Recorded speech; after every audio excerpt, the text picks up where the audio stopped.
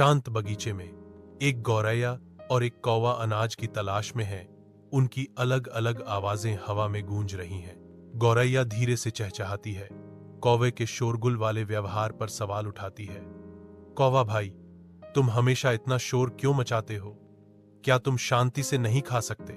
कौवा वापस काम करता है, अपनी आवाज को सही ठहराते हुए।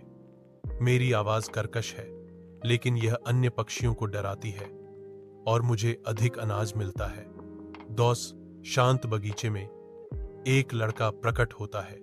उसके इरादे उसके हाथ में पक्षी पकड़ने वाले जाल से ढके होते हैं। एक नन्हा गौरैया अविश्वसनीय गति के साथ उड़ान भरता है। उसकी तीखी चीखें एक चेतावनी की गूंज करती हैं। एक कौवा रोने में शामिल हो जाता है। उसकी तेज काम अलार्म को बढ़ा देती है। वे एक साथ एक साहसिक बचाव का आयोजन करते हैं, अपने पंख वाले रिश्तेदारों को बचाते हैं। लड़के की निराशा स्पष्ट है, क्योंकि वह खाली हाथ लौटता है। उसके कंधे उसकी असफलता का भार वहन कर रहे हैं। कौवे की आवाज नए ज्ञान के साथ गूंजती है।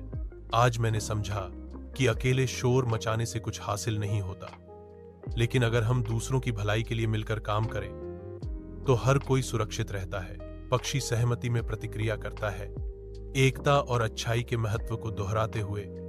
बिल्कुल, एकता और अच्छाई ही असली ताकत है।